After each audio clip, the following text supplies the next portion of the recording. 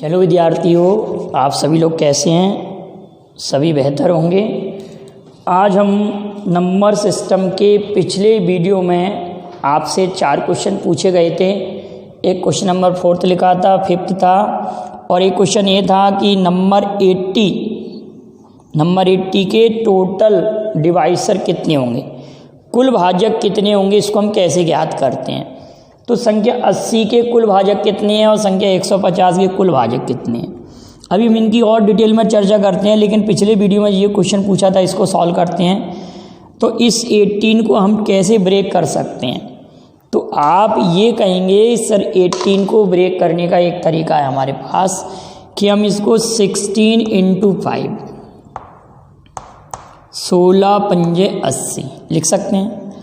अब 16 को हम लिख सकते हैं 2 to the power 4 × 5। तो टोटल भाजक जब भी निकालना हो पावर को एक ज़्यादा करके मल्टीप्लाई करते हैं।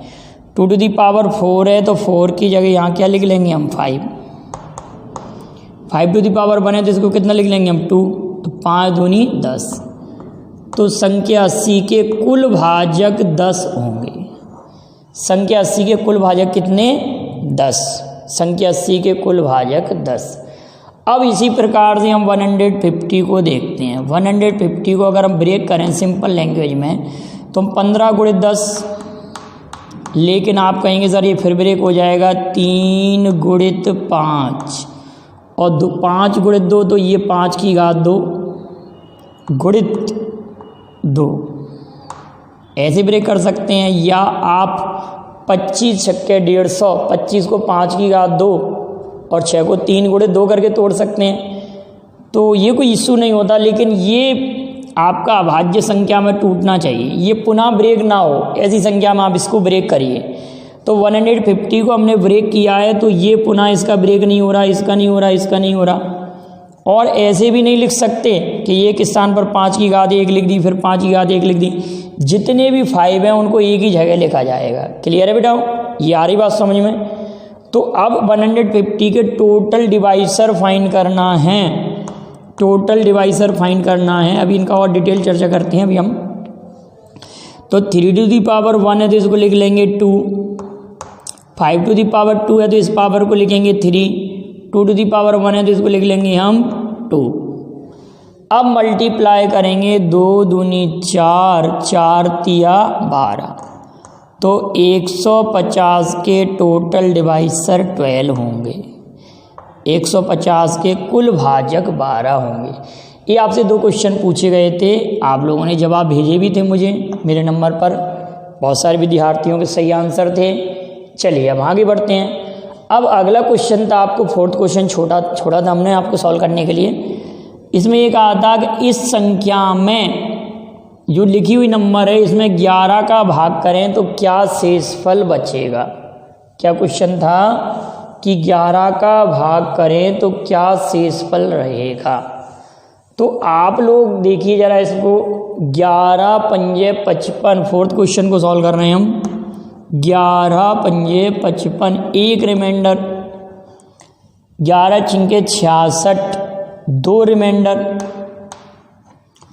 11 8 88, एक रिमाइंडर, और 11 7 77, 2 रिमाइंडर। दोबारा चेक कर लीजिए एक बार। 11 पंजे 55, एक रिमाइंडर बच रहा है, 11 छिंके 66, 2 रिमाइंडर, 11 8 88, एक रिमाइंडर, 11 7 77, 78 ने 2 रिमाइंडर, तो 2 दूनी 4। तो टोटल अगर इसमें 11 का पहाड़ा पढ़ेंगे तो रिमाइंडर कितना आ जाएगा बेटा? 4 आएगा। 4 रिमाइंडर होगा अगर हम 11 का पहाड़ा पढ़ रहे हैं इसमें। तो इस क्वेश्चन का आंसर 4। ये क्वेश्चन और छोड़ा था आप लोगों के लिए 5 क्वेश्चन, इसको देखते हैं हम जरा। 5 क्वेश्चन में 15 चौके 60, 2 रिमाइंडर, 15 5 75, 2 रिमाइंडर, 15 तिया 45, एक रिमाइंडर, 15 छिक्के 90, तो एक रिमाइंडर यहाँ। तो टोटल यहाँ पर भी आपका 4 रिमाइंडर आ गया। क्लियर है? एक बार और चेक करिए। 15 चौक 60, 2 रिमाइंडर। 15 5 75, यहाँ पर भी 2 बच रहा है। 15 तिया 45 एक रिमाइंडर, 15 तिया 45 एक रिमाइंडर, और 15 छिक्के 90 एक रिमाइंडर। मल्टीप्लाई किया तो 4 आया। इससे भी कठिन क्वेश्चन मैंने आपको वीडियो में कराए थे, पिछले वीडियो में। चलिए, तो अब हम भाजकों की संख्या और थोड़ा डिटेल में पढ़ते हैं। आप एक सिंपल सा क्वेश्चन लेते हैं, उसको मैं आपको 3 विधियों से सॉल्व कराऊंगा। जैसे सिंपल सा हमने ले लिया कि संख्या 12 का, बड़ा ध्यान से समझिए आप लोग। संख्या 12 के क्वेश्चन आया कि नंबर 12 है, संख्या 12 के सभी भाजकों की संख्या, सभी भाजकों की संख्या, सभी समभाजकों की संख्या और सभी विषम भाजकों की संख्या।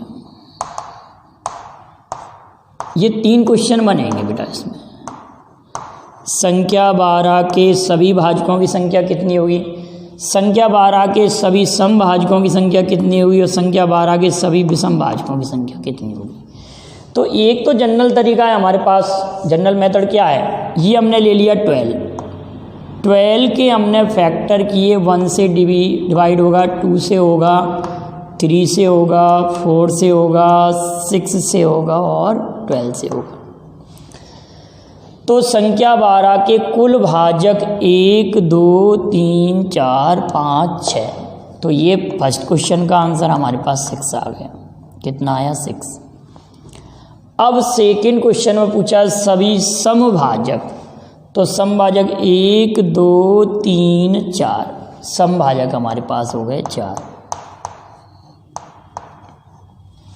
अब विषम भाजक की संख्या पूछी, तो विषम भाजक हमारे पास कितना हो रहे हैं, 2 विषम भाजक। Total divisor, total even divisor, total odd divisor, तीनों टाइप के डिवाइसर हमारे पास आ गए संख्या। एक मेथड तो ये है हमारे पास। अब सेकंड मेथड क्या कहेगी जरा उसको समझिए आप। ये फर्स्ट मेथड है, जो भी आपको मेथड पसंद आए डिवाइसर के नंबर निकालने के लिए, आप उसे मुझे कमेंट करके बताइए कि आपको कौन सा मेथड समझ में सही आ रहा है। अब चूंकि ये तो डिटेल तरीका हुआ ना बेटाओ, ये तो बड़ी संख्याओं के लिए बहुत कठिन हो जाएगा। अब आप समझिए कि हम डिटेल में कैसे। संख्या 12 लिखा, संख्या 12, 4 तिया 12, तो 2 पर घात 2 और 3 पर घात 1। अगर हमको कुल भाजक निकालने हैं, हमारा फर्स्ट क्वेश्चन है कुल भाजक ज्ञात करो, संख्या 12 के कुल भाजक, तो हम पावर बढ़ा के गुणा करेंगे, पावर बढ़ाएंगे, पावर 3 करेंगे, पावर 2 करेंगे, तो टोटल डिवाइसर 6। क्लियर है। अब सेकंड क्वेश्चन में कह रहे हैं odd divisor, find the total even divisor, odd divisor नहीं इवन। इवन में क्या करेंगे कि जो इवन नंबर है उसकी पावर 1 कम करके मानेंगे। मतलब इसको कहेंगे हम 2 टू दी पावर, ये कितना है, 2 टू दी पावर 1 है, 2 टू दी पावर 1 है। 1 से करते हैं कि आप इसका पावर बढ़ा के नहीं लिखो, मतलब टोटल आपको इवन फैक्टर निकालना है तो इसकी पावर को बढ़ा के नहीं लिखेंगे, इवन नंबर की पावर को बढ़ा के नहीं लिखेंगे। अगर हमको इवन फैक्टर्स का नंबर निकालना है, इवन फैक्टर्स की टोटल नंबर्स निकालना है, तो इसके पावर को ऐसा कैसा लिख देंगे, ये 2। और जितने भी ऑड नंबर हैं उनकी पावर तो बढ़ा के लिखेंगे। तो टोटल हमारे पास इवन फैक्टर आ गए। अब कोई ये कह रहा था कि सर ऑड फैक्टर निकालने के लिए आप ऐसा भी तो कर सकते हैं कि टोटल निकाल लिए, इवन सब्ट्रैक्ट कर दो, ऑड फैक्टर आ जाएंगे, वो भी तरीका सही है। लेकिन अगर पेपर में ऑड फैक्टर ही पूछे, अगर ऑड फैक्टर पूछे तो इतनी मेहनत करने की क्या आवश्यकता है। तो ऑड के लिए तो सिंपल नियम है कि इवन को हटा दीजिए। क्या करेंगे हम, इवन को हटाएंगे, इसको हटाएंगे, इस पर घात 1 है तो 2। ऑड फैक्टर्स की नंबर फाइंड करने के लिए पावर 1 है तो इसको क्या कर देंगे, 2। चलिए, तो अब हम चेक करते हैं संख्या 15 के लिए। 15 नहीं कम करते हैं, 60 के लिए करते हैं कि 15 के और इवन फैक्टर नहीं होगा कोई भी। नंबर 60 के लिए चेक करते हैं। ये सभी क्वेश्चन नंबर 60 के लिए चेक करेंगे हम, संख्या 60 के। पूरा का पूरा क्वेश्चन नंबर 60 के लिए चेक करते हैं। अब हम इसको मिटाला जाए नंबर 60 के लिए, तो 60 को हम कैसे तोड़ेंगे, 15 चौक 60। नंबर 60 को हम 15 चौक 60 करके ब्रेक। 60 के total factor, even factor, odd factor, तो नंबर 60 को ज़रा हम लिखते हैं यहाँ पर 60 के। अब डिटेल वाला तरीका नहीं यूज कर रहे हैं, हम डिटेल मेथड नहीं यूज कर रहे हैं। 60 को हम यहाँ डिटेल का फिर हम खोजेंगे कितने होंगे। 16 पंजे 80 होते हैं और 15 चौक 60 होते हैं। तो 2 to the power 2, 3 to the power 1 और 5 टू दी पावर 1। तो संख्या 15 के सभी भाजकों की संख्या निकालना है तो पावर बढ़ा बढ़ा के लिखेंगे। 3 2 2, 3 दूनी 6, 6 दूनी 12। तो संख्या 12 के टोटल भाजक, संख्या 60 के टोटल भाजक 12।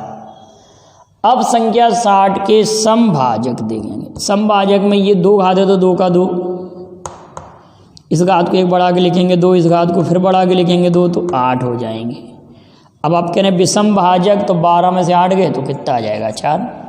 या पर हमारे पास क्या तरीका है कि 3 टू दी पावर 1 है, इसको 2 लिखेंगे।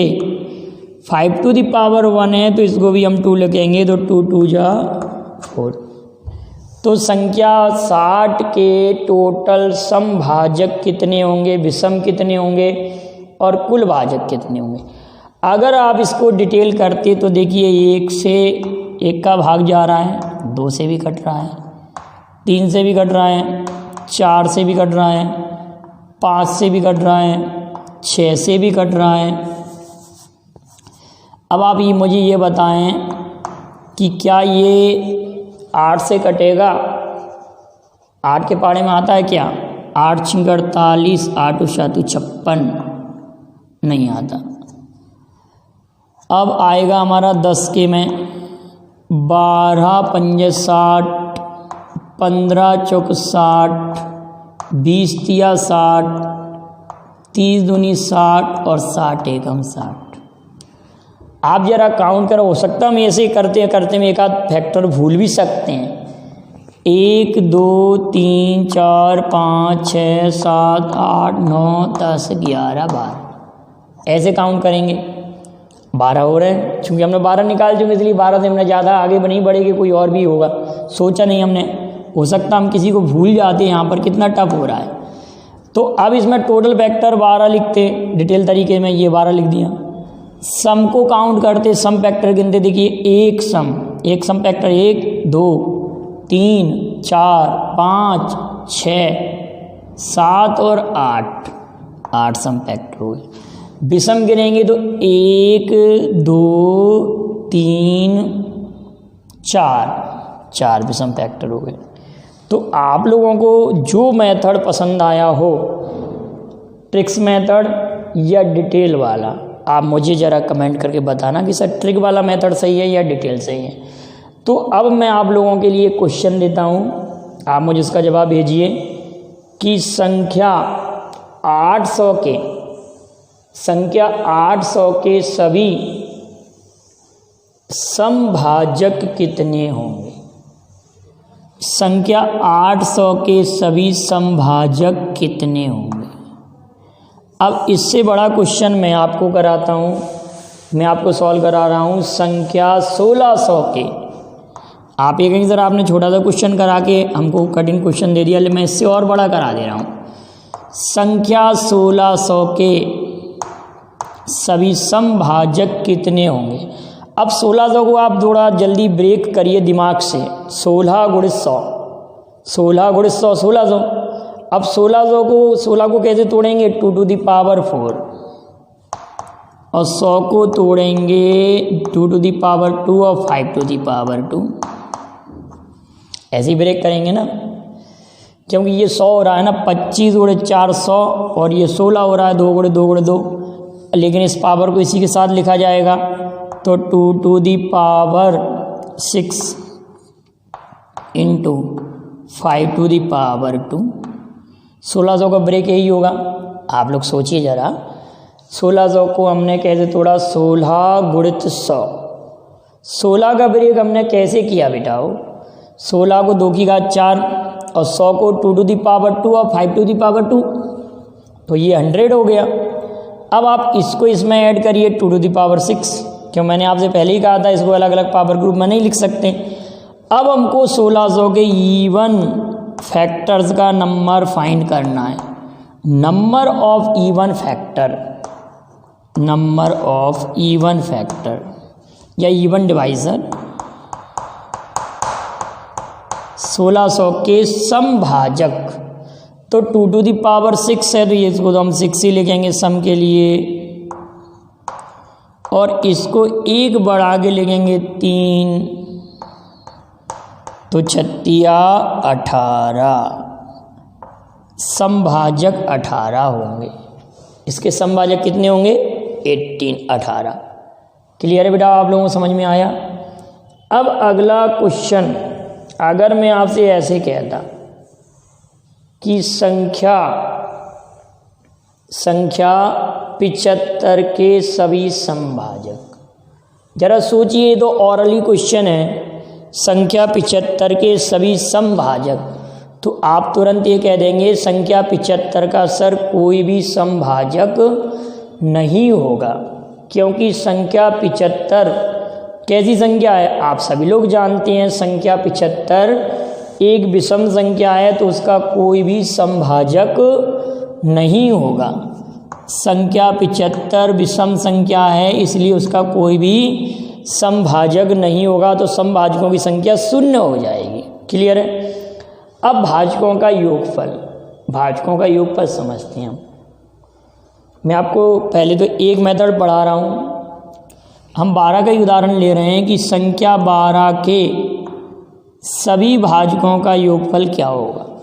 क्वेश्चन आया कि find the sum of all divisor of number 12, संख्या 12 के सभी सम भाजकों, सभी भाजकों का योगफल क्या होगा। तो 12 के भाजक 1 2 3 4 6 और 12। 12 के कितने भाजक आए हमारे पास, 6 भाजक आए। डिटेल में भी हमने जब किया था, ट्रिक से भी जब किया था पिछली वीडियो में, और अभी समझाया था आप लोगों को कि 2 टू द पावर 2 और 3 टू द पावर 1, तो 3 इंटू 2 3 दूनी 6, संख्या 12 के टोटल भाजक 6 आते हैं। अब इनका योगफल हमको करना है, तो 1 2 3 और 3 6, 4 10, यहाँ तक कितना हो गया 10, यहाँ तक कितना योगफल 10 और 6 16, 16 और 12 28, कितना योगफल आया बेटा 28। ये हमने क्या किया कि टोटल भाजक निकाल के उनको जोड़ा। अब डायरेक्ट सम हम कैसे करेंगे इसको समझिए आप। Sum of all divisor of number 12, 2 to the power 2 है और 3 टू द पावर 1 है, हमको सम फाइंड करना है। तो सम फाइंड करने का क्या तरीका है, यहाँ 2 टू द पावर 2 है, तो इसको हम स्टार्ट करेंगे 2 to the power 0, 2 to the power 1, 2 to the power 2, और इसको लिखेंगे 3 टू द पावर 0 और 3 टू द पावर 1। एक मेथड तो ये, अभी एक मेथड और बताएंगे आप जब इसको सॉल्व करेंगे तो 4 धन 2 6 और 1, 2 की घात 0 का मान 1 होगा, तो ये हो रहा है 7। 3 धन 1, ये कितना हो रहा है 4, 7 चौक 28। ये हमको बिना फैक्टर निकाले संख्या 12 के समस्त भाजकों का योगफल हमको प्राप्त हुआ। संख्या 12 के समस्त भाजकों का योगफल हमारे पास आ गया। अब आप लोग कहते हैं कि जब आप लोगों को मैंने पढ़ाया था कि संख्या 6 के समस्त भाजकों का योगफल संख्या के डबल था। संख्या 6 के 2 गुणित 3, ये ब्रेक हुआ। अब हम इसको क्या लिखेंगे 2 टू द पावर 0 और 2 टू द पावर 1। इसको जो हमने लिखा 3 to the power 0 3 to the power 1। 2 धन 1 कितना 3 और 3 और 1 कितना 4, 4 तिया 12। तो संख्या 12 के सभी भाजकों का योगफल संख्या से डबल था, संख्या 6। संख्या 6 के समस्त भाजकों योगफल संख्या का डबल था। जब किसी संख्या के ऑल फैक्टर्स का सम उस नंबर का डबल होता है, उस नंबर का डबल होता है तो वह संख्या परफेक्ट नंबर होती है, परिशुद्ध संख्या कहते हैं। तो संख्या 6 एक परिशुद्ध संख्या है। अब आप 28 के समस्त भाजकों का योगफल करिए। 28 के समस्त भाजकों का योगफल क्या होगा? तो आप जब इसको डिटेल में सॉल्व करेंगे या ट्रिक से सॉल्व करेंगे तो 28 के समस्त भाजकों का योगफल 28 का दुगना 56 आएगा। तो 28 भी एक परिशुद्ध संख्या है। तो 2 परिशुद्ध संख्या हमारे पास हो गई, एक 6 और एक 28, कितना 6 और 28। तो परिशुद्ध संख्या की परिभाषा ये होती है कि परिशुद्ध संख्या वह संख्या होती है जिसके समस्त भाजकों का योगफल, जिसके समस्त भाजकों का योगफल उस संख्या के दुगने के बराबर होता है, उस संख्या के दुगने के बराबर होता है। ठीक है, ये बात आई समझ में। और कोई भी संख्या अगर अभाज्य संख्या है, अगर मैंने कहा कि n एक प्राइम नंबर है, बहुत इंपॉर्टेंट बात है बेटा, एक कॉम्पिटिशन में आ चुका है।